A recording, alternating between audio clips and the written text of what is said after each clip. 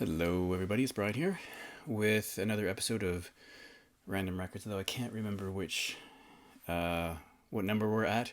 I keep saying I plan to do these every 2 weeks or a month, and the last one was like 5 weeks ago, so I'm running way behind. And now that I'm standing here, I wasn't sure if I was going to use the Discogs app and shake my phone or just do random pulls like various well-known people in the vinyl community do. And Mike MGK Boston encouraged me to try. So I guess since I'm standing here, I will do that. So I'm going to pull up five things. And what else can I say? I guess that's it. I'll just. Now you aren't going to be able to see everything because of the way the camera is, but you'll have to sort of believe that I am doing things. I'll hit something in the way here. Something's coming out. This one, tough choices all around. Maybe we should have someone like tell me which where to go exactly. This one, get one way down here, out of sight. And here we go. I have something to put them on. So number one is XTC. This is Non-Such, which I think is their 11th or 12th record from 1992, if I've got that right. Yeah, but obviously this is not... The original pressing for this is really difficult to find, so I had to make do with a repressing from... I don't know when this came out, the repressing. 2020. And I remember when this came out, it was quite expensive. I don't understand why they made it so much money, but it's got these interesting inner sleeves with XTC releases, some Andy Partridge releases on the one side, the other side. And if there's one thing XTC does well, it's usually Almart and labels. That's a cool label, and I've always loved the back. This is a little image for each of the songs on here. There's two records in here. Same inner sleeve. And so the Ballad of Peter Pumpkinhead, which is a terrific song, it was remade by someone, and I heard it and didn't like it because I mean it just sounded like, when I heard it, it's like, why not just listen to the XTC track? But I think it got some airplay. My Bird Performs, Dear Madam Barnum, Humble Daisy, The Smartest Monkeys, Disappointed, that's a great track, Holly Up and Poppy, Crocodile, Rook, Omnibus, That Wave, Then She Appeared, great track, War Dance, Wrapped in Grey, The Ugly Underneath, Bungalow, Books Are Burning. I think this is a minor masterpiece. Not as good as maybe Skylarking, but I think this is really a really excellent record. And I've always loved the art. Of course, I got this on CD when it came out. I think it's really great. That was number one. Where am I going to put these? Didn't plan this out very well. I'm not sure if this is the order they came off the shelf, but this is a band called It's Immaterial, and the record is called Life's Hard and Then You Die from, I think, 85? 86? Close enough. I guess you'd call this a new wave band. I was a little underwhelmed with this record because I love the single from here, Driving Away from Home, bracket Jim's Tune, which is on side A there, is a really great track. Did you actually see that? I thought that was an amazing song. But the rest of the tracks are okay. That one, though, is fantastic. Here's the inner sleeve with that. I guess that's the album theme there. I don't even know where this band is from. Somewhere in the UK, I'm guessing. There's the lyrics. The Driving Away from Home song has a really cool feel to it. I've always really liked it. I don't know. And there's a lot of talking in it, which either you like or you don't like. But he talks in it, which I think happens throughout the record. But I haven't heard that in a long time. Here we have Nash the Slash. And this guy's come up many times in my videos.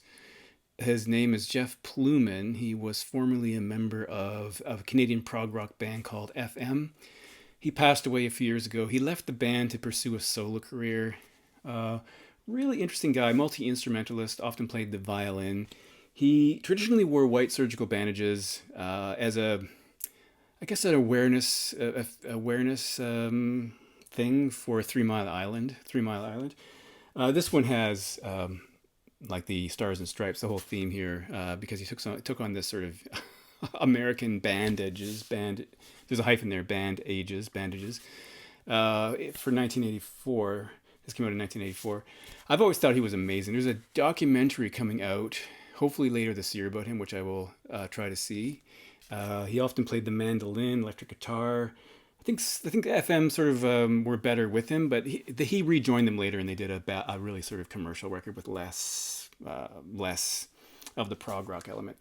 This has a number of cover versions. Now, he's known for doing, or was known for doing cover versions. He did notably Dopes on the Water, which was the Deep Purple track Smoke on the Water. He did a Stones song, 19th Nervous Breakdown. He did a cover of the Jan and Dean song Dead Man's Curve. So he has a sort of menacing surgical gauze look. This is all cover versions. So it starts with American Bandstand, the American Bandstand boogie theme, whatever that is. Then American Band, the Grand Funk song, Born to Be Wild, which is obviously the Steppenwolf song. Who Do You Love, the old Bo Diddley song. 1984 West Side version, which would be the Spirit track. A reprise of the Bandstand Boogie, Hey Joe from Hendrix, of course. Psychotic Reaction from the Count 5. The dance version of 1984, and then Run Through the Jungle, the old CCR track. So this is a really interesting record. He always has really great labels, if you can figure that out. And there's the tracks with the credits. So a very interesting musician, sadly died. I have seen him performing for some time. He was the opening act for Gary Newman, because Gary Newman apparently was walking along Queen Street in Toronto and heard some music from a club, went in, discovered it was Nash Slash, and hired him to be his opening act on some tour or other. Maybe more than one, I can't remember. All right, well, I always like to have some Canadian content, so here you go. April Wine, greatest hits. I can't go a single car trip without hearing April Wine. That's how.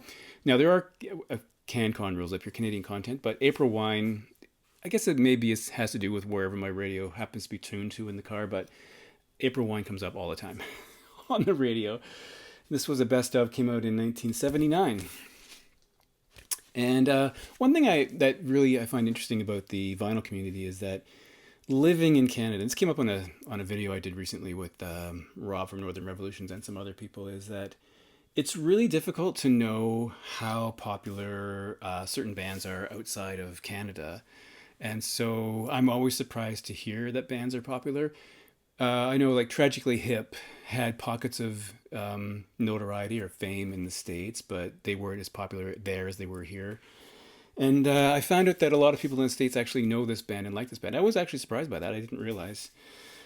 So, well, this is everything you'd need up to 1979 if you don't want the actual individual records. But rock and roll is a vicious game. Tonight is a wonderful time to fall in love. Was there a sleeve? No, was there a sleeve in here? The April Wine discography up to a point on this Aquarius upside down record label. Yeah, April Wine, Canadian band. And lastly, here's kind of an odd record. Not odd, but it's kind of, I guess it's maybe rare. Peter Gabriel released a record called Scratch My Back and a follow-up called And I'll Scratch Yours. So in the Scratch My Back, how does this work? He did a number of cover versions. So he covered Heroes by Bowie, The Boy in the Bubble from Paul Simon, Mirror Ball, I'm not going to list them all, but Flume by Elbow, Power of the Heart, Body's a Cage, Book of Love. So in other words, Philadelphia, a bunch of songs. And there was a follow-up record in which he encouraged people he covered to cover him back. So not everyone participated, though, so which was strange, I guess. But he's got on the I'll Scratch Your part, it's David Byrne covering I Don't Remember, Bon Iver doing Come Talk to Me, Regina Spektor doing Blood of Eden, Stephen Merritt doing Not One of Us, Joseph Arthur doing Shock the Monkey, etc. Randy Newman doing Big Time. Now, I will say right off the bat that the Randy Newman version of Big Time is truly awful. It's terrible. It's probably the worst cover version I've ever heard. Games Without Frontiers by Arcade Fire, Mercy Street by Elbow. So that's one of the bands that did reciprocate. Mother of Violence by Brian Eno, fantastic. Don't Give Up by Feist featuring Tomber Tomber. Salisbury Hill by Lou Reed. That is terrific. I never thought anyone could remake Salisbury Hill and make it interesting, but Lou Reed did it. Biko by Paul Simon. So a few of the bands he covered, or individuals, covered him back, but some did not.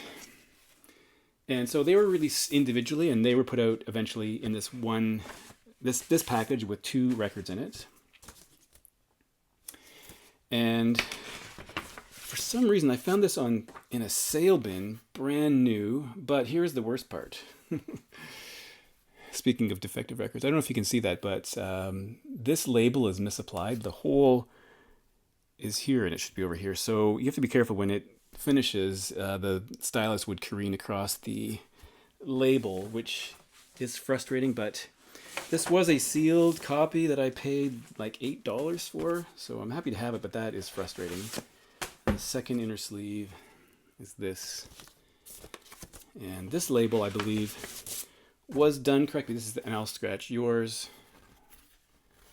So kind of an odd, well, not odd, it's kind of a rare one. I don't really see it very often, so I was happy to have it, but when I play it, I have to sort of linger by the turntable on the end of the first, second, whatever side that was on the first record.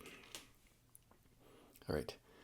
Yeah. All right. So there we go. That's Random Records. Thanks for watching. See you in the next one.